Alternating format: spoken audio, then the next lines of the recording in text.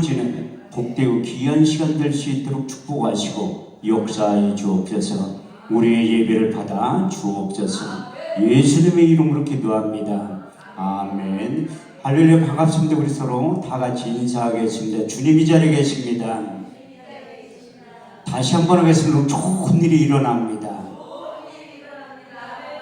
아멘 하신 분들에게 좋은 일이 일어나게 될 줄 믿습니다. 하나님은 지금도 예배자들을 찾고 계세요. 우리 주님께서 사마리아의 연에게 찾아가서 예배의 민주화를 시키시면서 아주 이런 유명한 말씀을 하셨는데, 여러분들이 잘 알고 있는 요한복음 4장 23절에서 24절 말씀을 보면 하나님께 참으로 예배하는 자들은 신령과 진정으로 예배할 때가 오나니 지금이 곧 그때라. 아버지께서는 자기에게 예배하는 자들을 찾으시니라. 하나님의 영이시니 예배하는 자가 신령과 진정으로 예배를 드려야 된다고 말씀하고 있습니다. 그 예배란 단어가 처음 어디에 성경에 등장하냐면 하나님이 아브라함을 부르시고 독자 이삭을 번제물로 드리라고 할 때 예배란 단어가 처음 등장하고 있습니다. 창세기 22장 5절에서 6절 말씀을 보면 내가 아이와 저기 가서 예배하고 너에게 돌아오려니 이에 아브라함이 번제의 나무를 가져다가 그 아이 이삭에게 지우고 자기는 손에 칼과 불을 가지고 그 아이와 동행했다고 말씀하고 있습니다. 그 예배란 단어가 히브리 원문에 보면 샤라는 뜻의 의미를 내포하고 있는데, 무릎 꿇고 경배하다, 무릎 꿇고 복종하다는 두 가지의 뜻을 내포하고 있습니다. 하나님이 아브라함 부르시고 독자 이삭을 번제물로 드리라고 할 때 그 약속의 말씀에 믿음으로 복종하고 묵묵히 그 아들 이삭이 아비의 말씀에 믿음으로 순종하는 것이 아브라함은 다시 말해서 예배라고 말씀하고 있습니다. 진정한 예배는 자가의 철저한 부인과 순종을 담보로 하고 있습니다.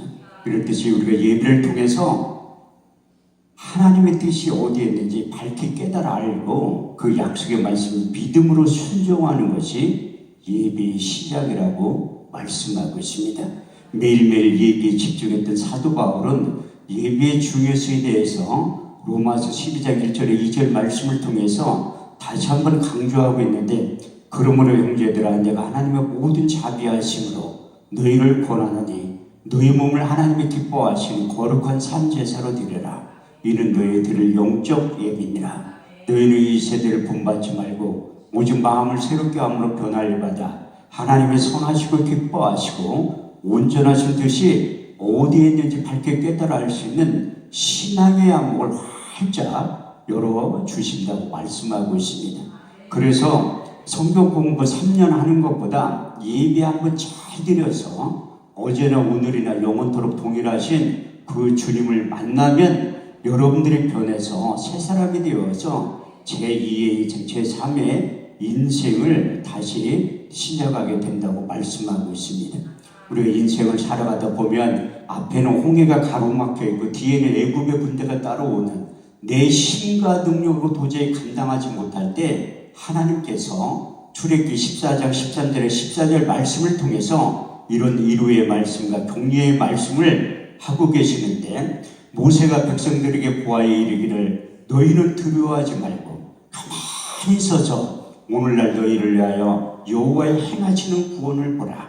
너희가 오늘 본 애굽 사람을 영원히 보지 아니하리니 여호와께서 너희를 위하여 싸우시리니 너희는 가만히 있을지어다. 할렐루야. 이렇듯이 내 힘과 능력으로 도저히 감당하지 못할 일들이 펼쳐질 때 넓적 엎드려서 예배에 집중하고 기도에 집중하고 여호와를 찬양할 때 우리 인생 가운데 찾아오셔서 우리를 대신하여 싸워주신다고 말씀하고 있습니다.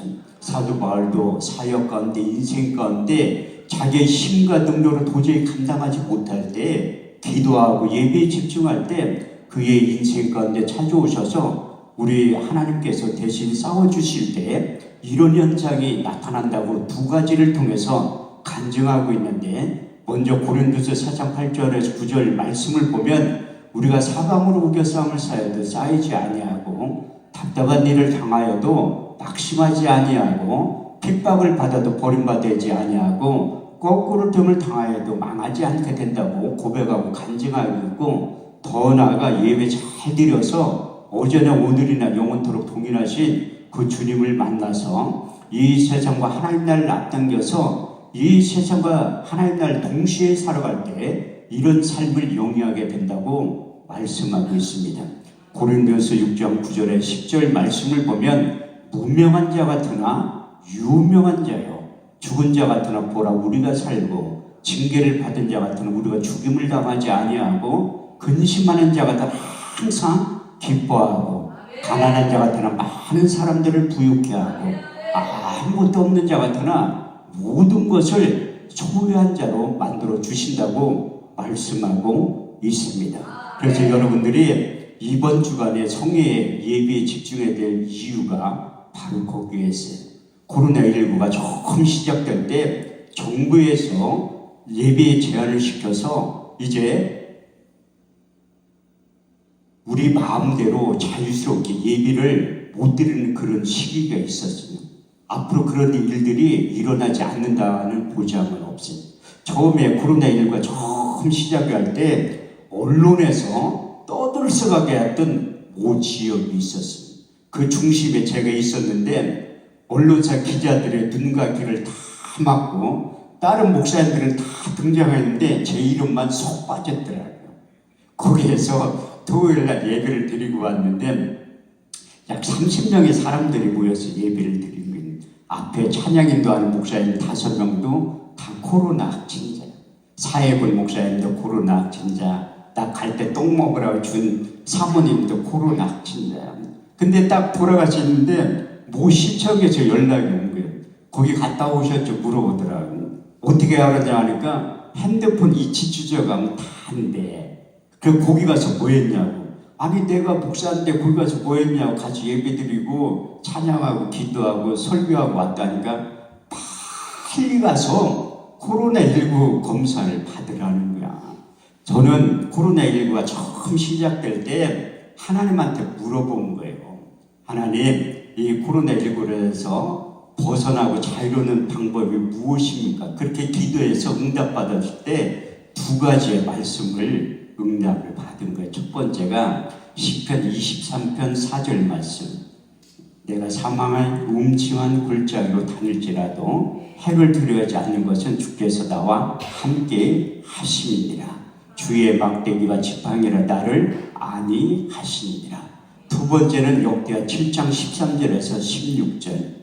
홍내가 하늘을 닫고 비를 내리지 아니하거나 홍내가 메뚜기를 뻗어내어 토사를 먹게 하거나 홍내가 내 백성 가운데 연병을 보내어 유행하게 할 때에 내 이름으로 일컫는 내 백성이 그 악한 길을 떠나 스스로 경배하여 기도하여 얼굴을 구하면 내가 하늘에서 듣고 내 죄를 사하며 이 땅을 고칠지라.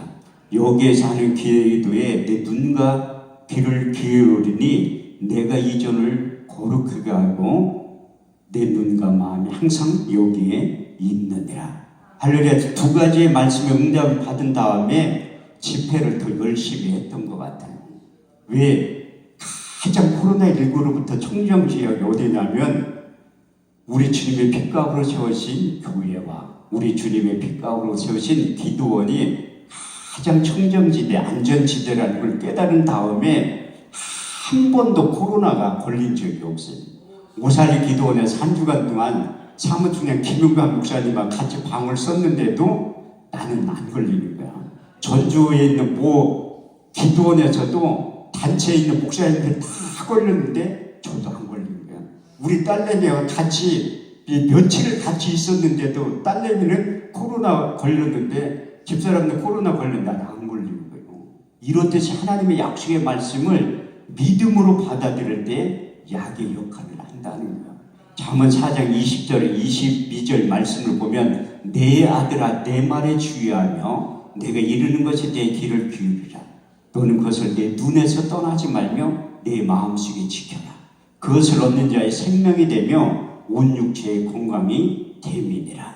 할렐루야. 이렇듯이 건강이라는 히브리 원문에 보면 약이라는 것, 다시 말해서 하나님의 약속의 말씀이 약의 역할을 한다는 그 의미를 깨달은 다음에 시편 119편 50절 말씀을 보면 그 말씀이 내게 곤란 중에 이루라. 주의 말씀이 나를 살리셨습니다. 그 약속의 말씀을 확실히 믿을 때 코로나19로부터 벗어나게 되는데 그 정부로부터 검사를 받으라고 하니까 다행히 음성이 나온 거예요. 확진이 될 리가 없지. 하나님께서 코로나19로부터 안전하게 보호하고 지켜주신다고 약속하셨습니다. 근데 코로나19는 검사받고 음성으로 나왔는데 자가격리를 하는 게 14일 동안. 제가 얼마나 성경을 안 읽으면 정부에서 용돈 40만 원 주고 먹을 거 택배로 보내주면서 성경을 읽게 만드시더라고요. 그래서 제가 할 게 없으니까 혼자 있으면서 성경을 읽기 시작하니 14일 동안 성경 일독을 복음서까지 다 읽은 거예요. 그런데 성경을 새롭게 읽다 보니까 성경은 다 예수님에 대해서 말씀하고 있더라고요. 구약 성경은 오실 예수님에 대해서, 신약 성경은 오신 예수님에 대해서, 요한계시록은 다시 오실 예수님에 대해서 기록되어 있더라고요. 그래서 성경을 읽다 보니까 요한복음 5장 39절 말씀에 너희가 성경에 영생을 얻는 줄 생각하고 이 성경을 상고하거니와 이 성경이 내게 대하여 증거하느니라. 요한복음 20장 31절 말씀을 보면 성경을 기록한 목적에 대해 자세히 말씀하고 있는데 오직 이것을 기록하면 너희로 예수로 하나님의 아들 그리스도이심을 믿게 하려 하며 또 그 이름을 힘입어 용생을 얻게 하려 하셨느니라. 그래서 성경을 자세히 읽어보아야 되는 거예요. 이사야 34장 16절 말씀을 보면 너희는 여호와의 책을 자세히 읽어보라.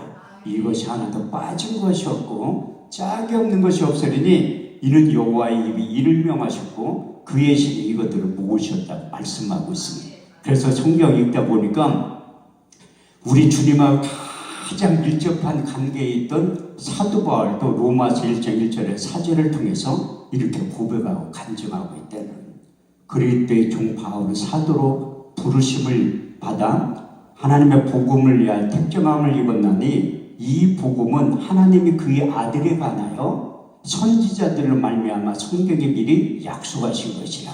이 아들로 말하면 육신은 다윗의 혈통으로 나셨고 성결의 영으로는 죽은 자 가운데서 부활하여 하나님의 아들로 인정되신 바 되셨으니 곧 우리 주 예수 그리스도라고 말씀하고 있습니다.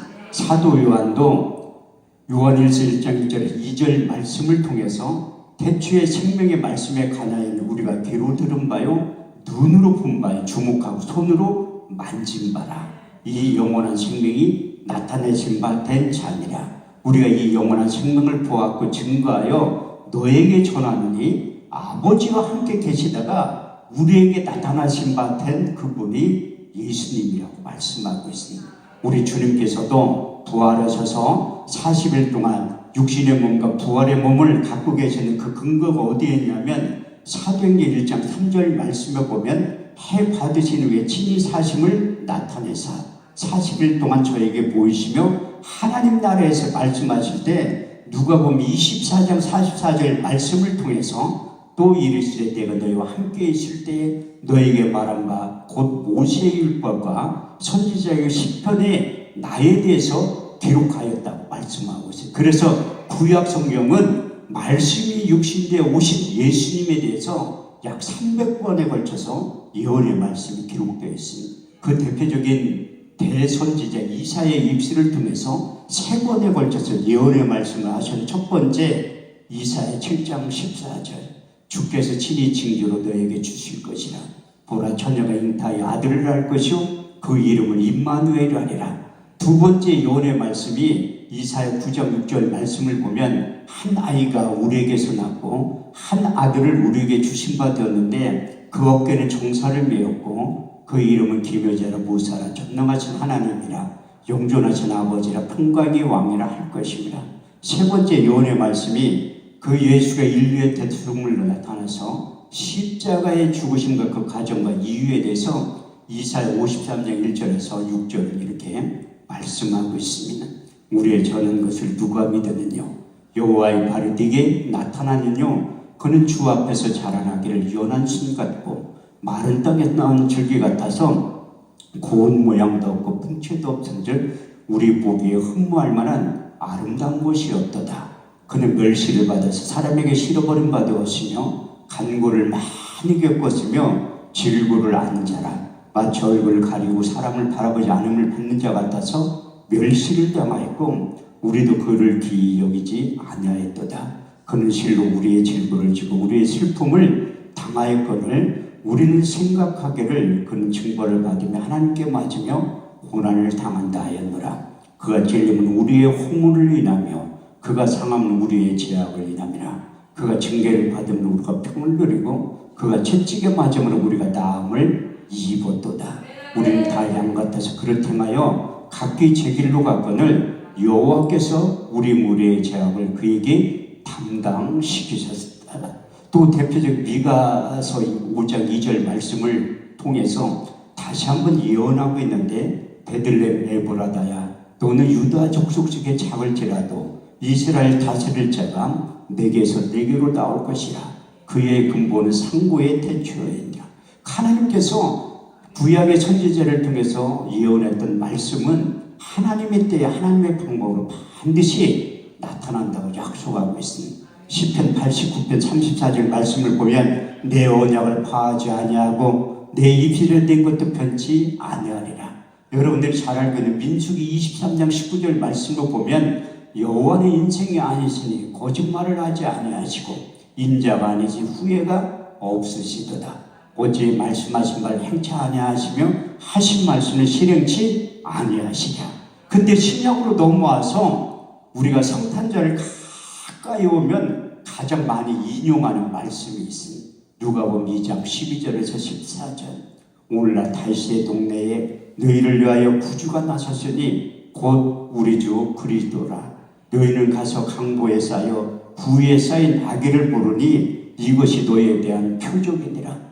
호련히 허다한 천군이 천사와 함께해서 하나님을 찬송하며 가로되 지극히 높은 곳에는 하나님께 영광이요 땅에서는 기뻐하는 심을 입은 사람들이 평화라고 말씀하고 있습니다. 그 약속의 말씀이 성취되는 장면이 가장 자세히 기록된 장면이 마태복음 1장 18절에서 23절까지의 말씀이에요. 예수 그리스도의 나심은 이러하니라. 그 모친 마리아가 요셉과 정혼하고 동거하기 전에 성령으로 잉태됐더니 그 남편 요셉은 의로운 사람이라. 저를 드러내지 않고 가만히 끊고자 생각할 때 주의 사자가 현몽하여 가로되 다윗의 자손 요셉아 내 아내 데려오기를 무서워 말라. 그의 잉태된 것은 성령으로 된 것이라. 아들을 낳으니 그 이름을 예수라 하라. 이는 자기 백성을 저희 죄에서 구원할 자이심이라. 이 모든 일에 된 것은 선지자로 하신 말씀을 오늘과 같이 이루려 하심이니라. 볼지어다 처녀가 잉태하여 아들을 낳을 것이요 그 이름을 임마누엘이라 하셨으니 이를 번역한즉 하나님이 우리와 함께 하셨느니라. 할렐루야. 이렇듯이 예수 그리스도의 이름을 우리에게 주시고 그 이름을 믿기만 하면 영접하기만 하면 하나님의 자녀가 되는 권세를 주셨다고 말씀하고 있습니다. 요한복음 1장 12절에 13절 말씀을 보면 영접하는 자 곧 그 이름 믿는 자들 하나님의 자녀가 되는 권세를 주셨으니 이는 혈통으로는 육적으로나 사람의 뜻으로 난 것이 아니요 하나님께로부터 다시 태어난 자들이라고 말씀하셨고 다른 데서는 구원을 얻을 수 없나니 천하인간의 구원을 얻을 만한 이름을 우리에게 주신 일이 없다고 사도행전 4장 12절을 통해서 말씀하고 있습니다. 사도 바울은 예수 그리스도의 이름의 비밀을 깨달은 다음에 골로새서 2장 2절의 3절 말씀을 통해서 이렇게 고백하고 간증하고 있는데 하나님의 비밀인 예수 그리스도 그 안엔 지혜와 지식과 총명과 모든 감추어진 보화가 담겨져 있다고 말씀하고 있습니다. 저도 그 예수 그리스도의 이름 때문에 이렇게 목사가 될 수 있는데 제가 언제 우리 주님을 처음 만났냐면 고등학교 2학년 때 수요일날 점심시간에 1년 선배가 찾아와서 금천아 오늘 수업 끝나면 나하고 어디 갈 데가 있다는가. 아, 형 어디 가요? 그랬더니 잔말 말고 따라오래. 내가 안 간다고 하니까 꼭 때릴 것처럼 그런 얘기를 하더라고요. 그래서 고린도서 1장 21절 말씀을 보면 전도에 일어난 것이고 하나님이 구원받는 자들을 기뻐하신다는. 그래서 여러분들 부지런히 전도해야 될 이유가 바로 거기에 있어요. 저는 1년 선배한테 두드러 맞을 때에 끌려간 곳이 바로 대전에 있는 신흥동에 있는 모 장로교예요. 그런데 딱 가서 보니까 아유 뭐 유행과 같지도 않은 이상한 노래들을 막 부르고 있더라고. 그게 나중에 알고 보니까 찬송가야. 근데 목사님이 연설을 하는데 그때는 뭐 교회 처음 가봤을 때 나는 연설이라는 얘기를 들어서 설교라는 얘기를 잘 안 듣고 아 목사님 말을 참 잘한다 그렇게 생각. 근데 참 신기한 게 제가 새벽 자율이 많거든요. 근데 새벽에 뻘떡에 따가지고 그 위에 간 거야. 그때부터 고등학교 졸업할 때까지 거의 안 빠지고 새벽 예배에 참석했던 거예요. 지금 생각해서 보면 성령 하나님이 나를 끌고서 그 위에 예배의 자리를 앉힌 거더라고요. 근데 참 신기한 게 난 그 목사님 이름을 잊어먹지도 않는데 고등학교 3학년 때 교회에서 부흥회를 한 거예요. 그분 성함이 김원석 목사님이에요. 근데 미국에서 오신 분인데 그 옛날에 부흥회를 짧게 안 했어요. 주일날 저녁에 시작해서 토요일날 새벽까지 했거든요. 주일날 저녁에 나를 부르는 거야.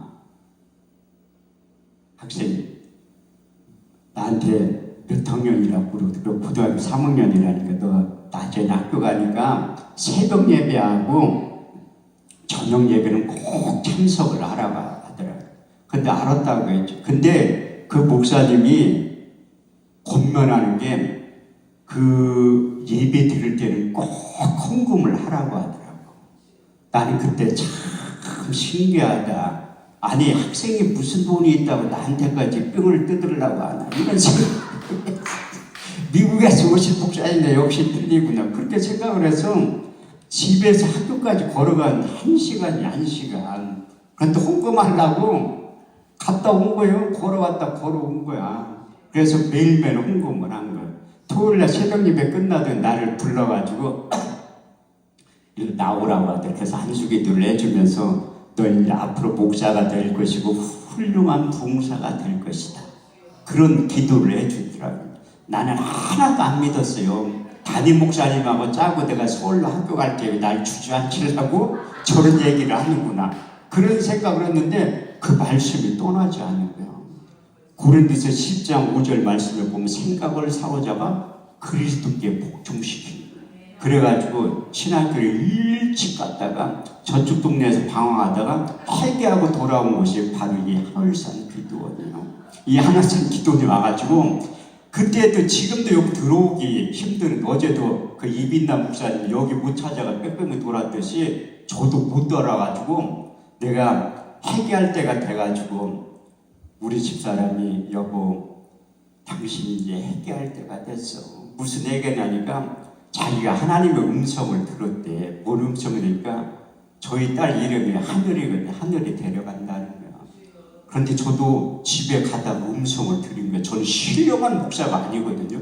하나님의 음성을 한 번도 못 들어봤는데 너 목회할래? 내 딸 데려갈까? 그 정신이 바짝 나가지고 가니까 집사람은 또 아니 이게 내가 헛소리를 들은 게 아니구나. 집사람도 저런 얘기를 하는 거군. 그래서 회개하려고 여기를 온 거예요.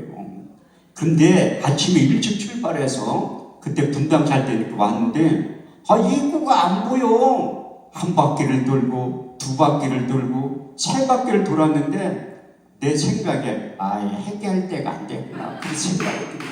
한 번만 더 돌아가서 안 보이면 집에 가야지. 근데 하나님 나를 사랑해서 한 바퀴 돌 때 보이는 거예요. 이 가려져서 안 보여요. 용안의 눈이 안 열리면 하나님께서 그때 내 눈을 조금 열어놓은 것 같아. 창세기 21장에 보면 하갈이 부엘세바 강에 쫓겨나가지고 이제 그 아들 이스마엘이 가죽 부대에 물을 가져다가 그게 다 떨어지니까 이제 하나님 앞에 울기 시작하는 거야. 방성되고겠다고 성경은 기록되어 있어요. 그래서 여러분들이 하나님의 마음을 움직이려면 많이 울어야 하시대. 아니 울어야 산다. 그 책도 있다니까요. 히스기야 왕도 하나님 앞에 울은 걸 벽보고 기도한 거 울면서 그때 응답 받았잖아. 이사야 38장 5절. 내가 내 기도를 들었고 내 눈물을 보았노라. 내 수 안에 15년을 더해 주신다. 특히 하나님도 여자의 눈물에 약하다는 거예요.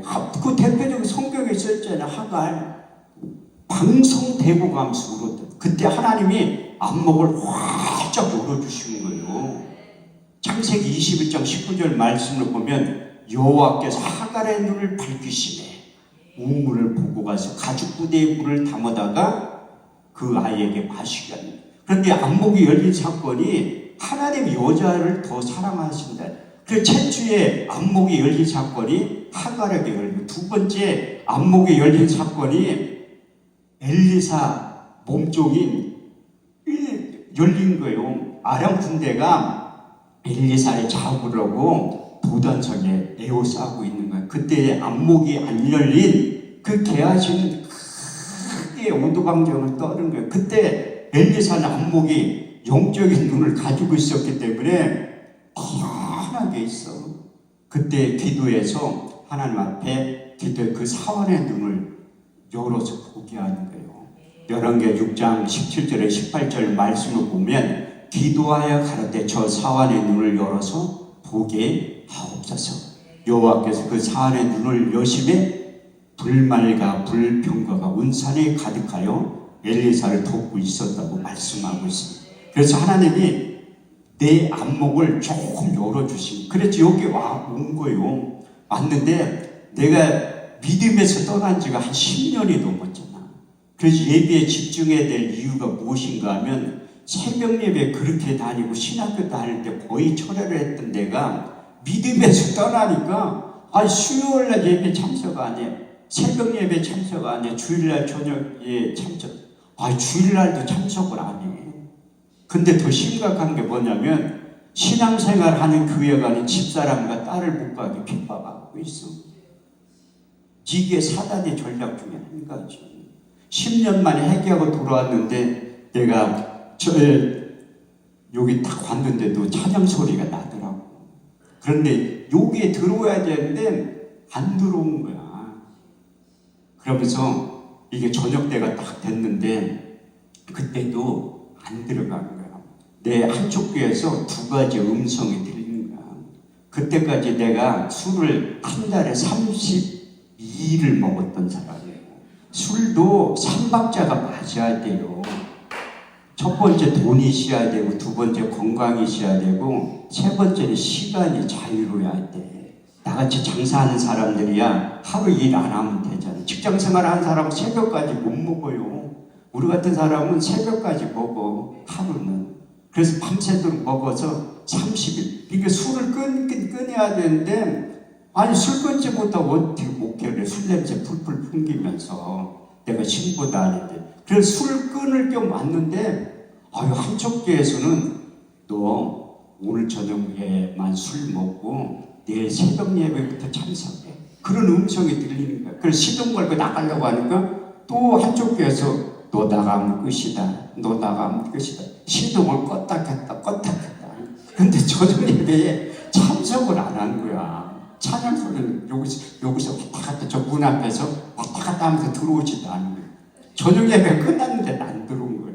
근데 이렇게 있어도 안 돼요. 하나님 나를 끌고 요 기도통에 내가 좀 처음 오자마자 그 이철성 목사님 묘에 가서 인사하고 여기 내가 은혜 받았던 기도통이 있어요. 거기 가서 이렇게 쳐다보고 온다니까 기도는 안 하고 거기 와서 완전히 꼬꾸라지는 거야. 그때 사람의 눈에서 눈물이 그렇게 많이 나오는 줄 몰랐다는 거예요. 그때 꼬꾸라지면서 눈물 흘면서 첫 번째 육의 신비에 새겨진 말씀이 갈라디아서 2장 20절 말씀이에요.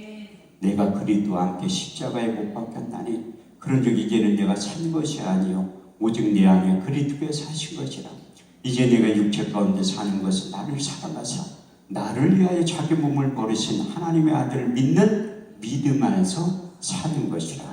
두 번째, 로마서 14장 8절, 우리가 살아도 주를 위하여 살고 죽어도 주를 위하여 죽나니 우리가 사나 죽으나 주의 것이거든. 세 번째, 로마서 12장 11절에 15절, 부지런하여 게으르지 말고 열심을 품고 주를 섬겨라.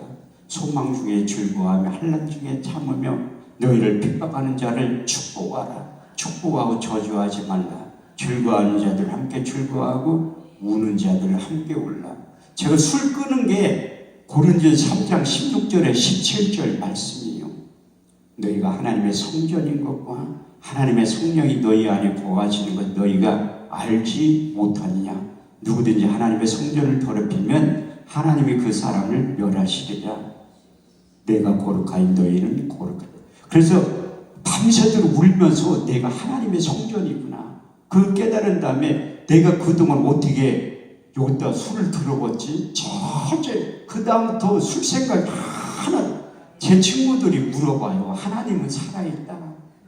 네가 술 끄는 거 보면 하나님이 살아있다는. 그러면서 지금 친구들 만나면 저에게 살짝 물어봐. 너 술 끄는 지 21년 됐는데 한 번도 몰래 먹어본 적 없네.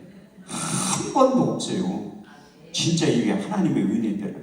그래서 이제 사역을 하면서 하늘산 기도원에 와서 내가 설교 좀 하고 싶잖아.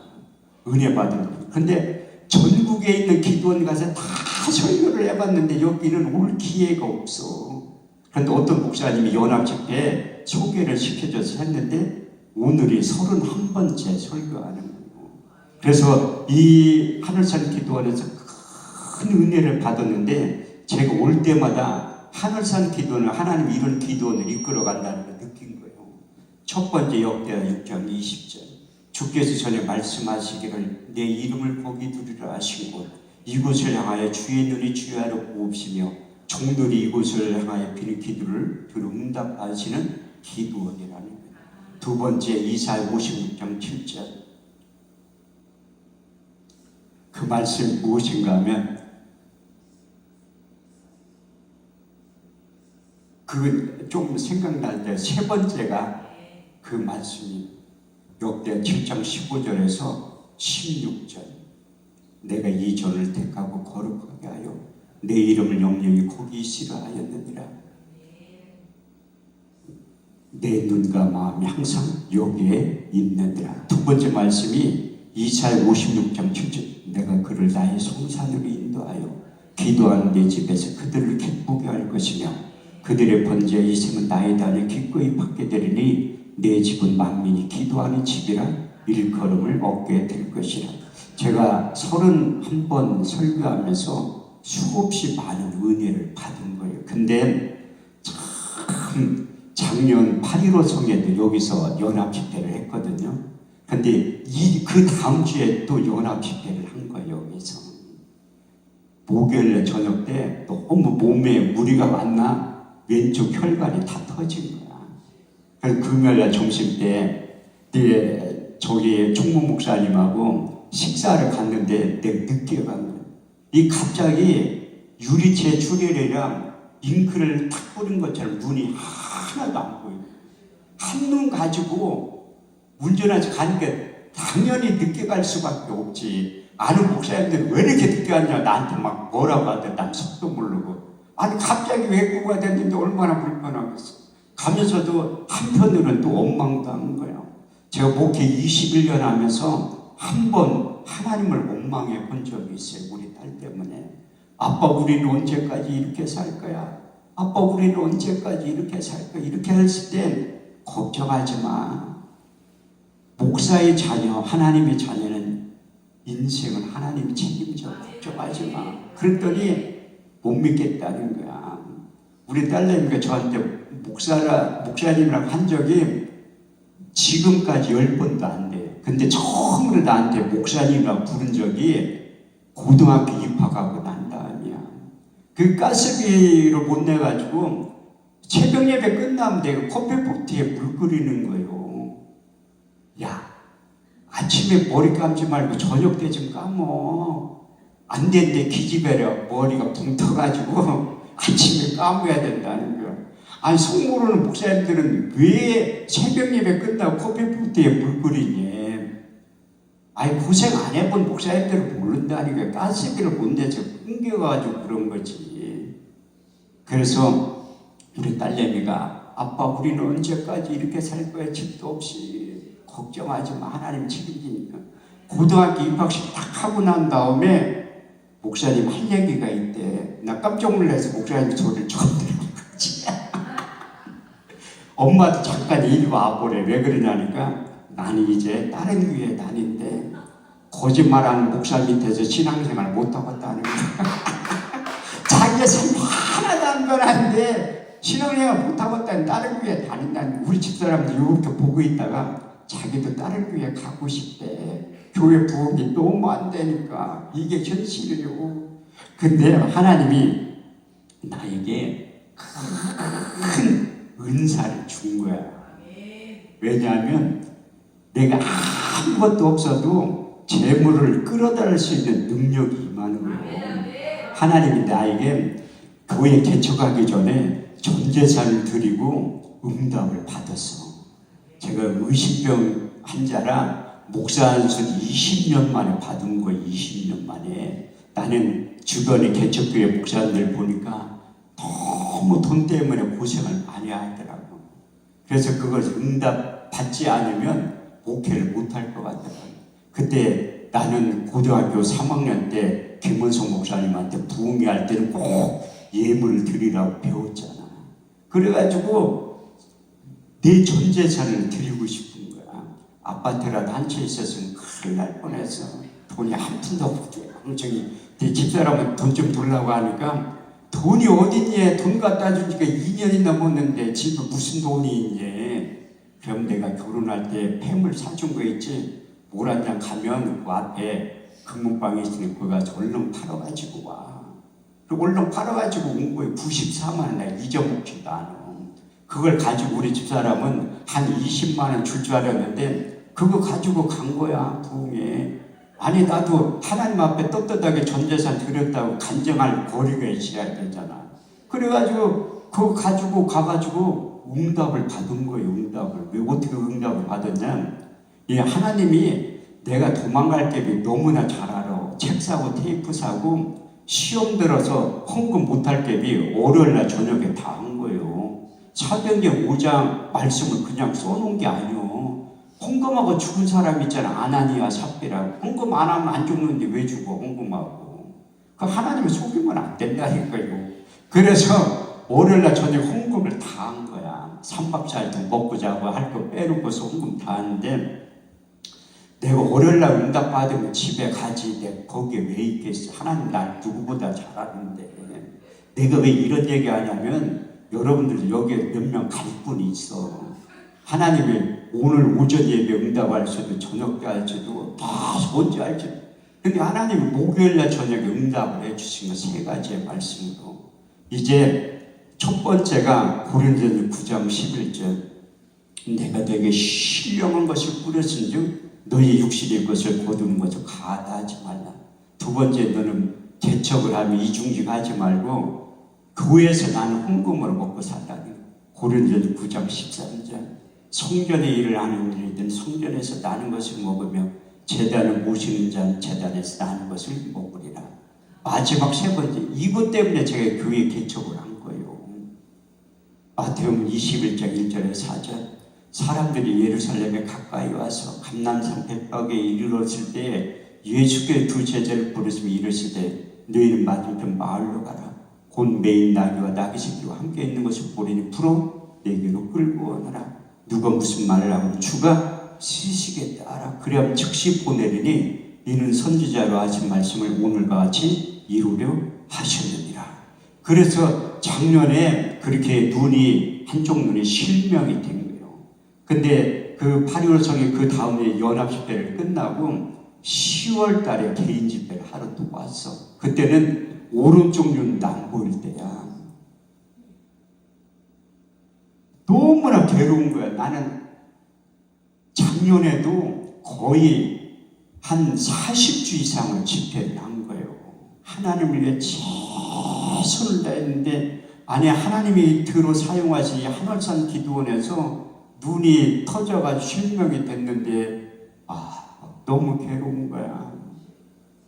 근데 10월 달에 개인 집회할 때 감동이 온 거야. 하나님 저 대성전에서 집회하라는 거야. 내가 얼마나 놀랬겠어. 아니 저 대성전에 집회하려면 돈 많이 들어요.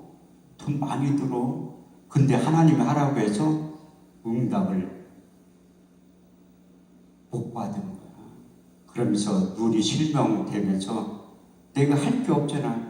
내가 기도를 얼마나 안 하면 두 눈 멀게 하고서 기도의 자리로 함께 만들더라고요. 내가 성경을 안 읽으니까 이제 코로나19 자가격리해서 성경 읽게 만들더니 기도를 안 하니까 두 눈 멀게 하면서 기도의 자리를 끌고 온 거야.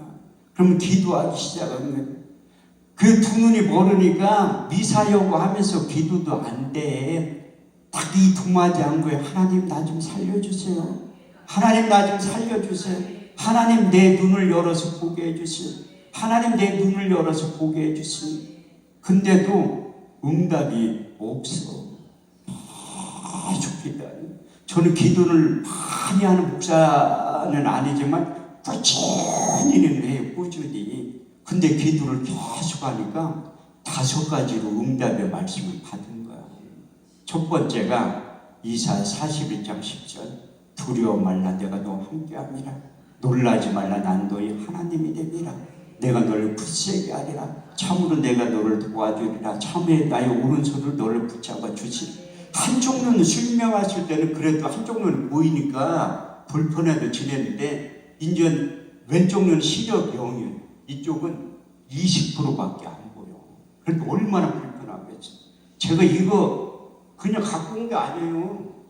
이거 하고 3개월 이거 집행이 직구된 제가 보령 다니엘 기도원에 가니까 그 원장 목사님이 내 두 눈 안 보인다니 이렇게 해봐. 진짜 보이나 안 보이나. 내가 그때도 설교할 때 그래서 하나님은 반드시 내 눈을 열어서 보게 하실 거라.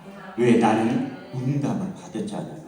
그때 내가 실명했으니까 주변에 있는 목사님들이 신방 와서 이런 간증을 하더라고. 자기 아는 사람들도 당뇨 합병증으로 실명했대. 아니 그런 얘기를 나한테 뭐라고 해. 이리 왔으면 뭐 격려의 말을 아니 기도하면 하나님 고쳐준다 그런 얘기를 해야지. 자기 아는 사람 당뇨 합병증으로 실명한테 나한테 실명하라는 소리예요. 뭐요. 그렇게 그런 얘기를 하면 믿음이 확 떨어져. 근데 두 번째서 믿음이 이제 생성이 되는 거야. 이사야 35장 5절 그때 소경이 눈이 밝을 것이며 기머거리기가 열릴 것이며 그때 조는 자들이 사슴같이 뛸 것이며 병원에 흐르는 노래하게 될 것이라. 이제 믿음이 생성이 되게 됩니다. 세 번째는 요한복음 9장 7절 신뢰한 못에 가서 씻으라 하시니 이 일을 번역하면 오네심을 받았다 함을 뜻이라. 이에 가서 씻고 밝은 눈으로 왔더라.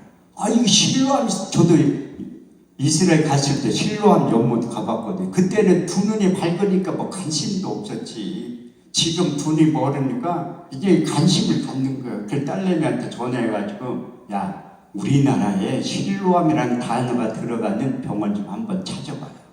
제가 모 대학에 가서 대학병원에 다닌 거예요. 그 유명한 안과병원 다녔는데 이 병명이 무엇인가 하면 유리체 추절하고 당뇨 망막 병증, 당뇨 망막 박리가 온 거. 그 망막이 박리되면 수술해야 되고 고치는 거예요. 그래서 내가 믿음이 생겼다가 또 확 죽은 거야. 그래서 기도하면 또 네 번째 말씀이 떠오르기 시작하는 거예요. 시편 119편 50절 그 말씀이 내게 곤란 중에 이루라. 주의 말씀이 너를 살리셔야 맞아. 하나님의 말씀이 나를 살리는 거지. 그렇게 하면서 계속 하는데 5번째 하나님이 내 병을 고쳐줄게 느껴진 게 마태복음 19장 26절 사람은 할 수 없으되 하나님은 다 하실 수 있느니라. 제가 의대 나오고 그 그 의사 면허증 받을 때 받은 말씀이에요. 하나님 나에게 사람은 할 수 없으되 하나님은 다 하실 수 있느니라. 면허증 받으면서 그 말씀을 주셨다니까.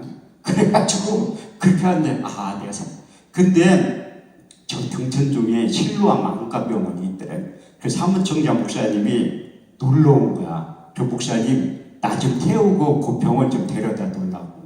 그 주차장에 딱 들어갔는데 차에서 내리려고 하는데 이 20% 보이던 눈마저 안 보이는 거야.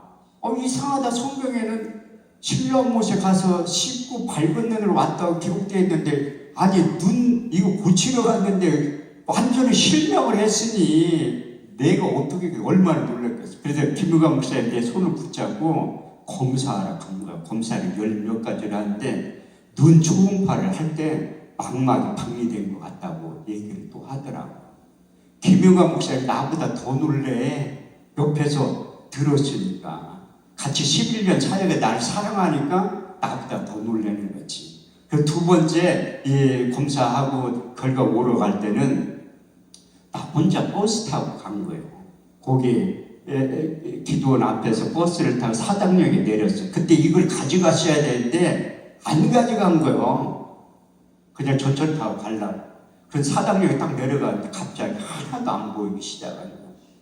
나 좀 저기 전철 타는 데까지 좀 데려다 놓으려니까 눈은 멀쩡한 이걸 가져가면 맹인인 줄 알잖아. 소금인 줄. 데려다 줄 건데 이걸 안 가져가니까 사람들이 다 피해. 어떤 한 청년이 나를 데려다 줘. 그러니까 그 전철 안에 이렇게 타고 가는데 이게 눈이 좀 보이기 시작하죠. 그 두 번째 갔을 때 결과가 나왔는데 의사 선생님이 그랬더니 선생님이 이 눈이 망막이 박리돼서 수술해도 보지 못할 확률이 엄청 많다고 하더라고요. 그래서 그 수술도 큰 대수술이란 전신마취를 하고 수술을 해야 된다고 하더라고요. 근데 내가 안 한다고 했어요. 전신마취를 몸이 안 좋아서 그냥 부분마취 한다고 하니까 그런 방법도 있대. 그래서 이게 수술 시간이 3시간에서 3시간 반 정도 걸린다고 하더라고요. 그래서 수술 날짜를 잡아놓고 기도하기 시작하는 거예요.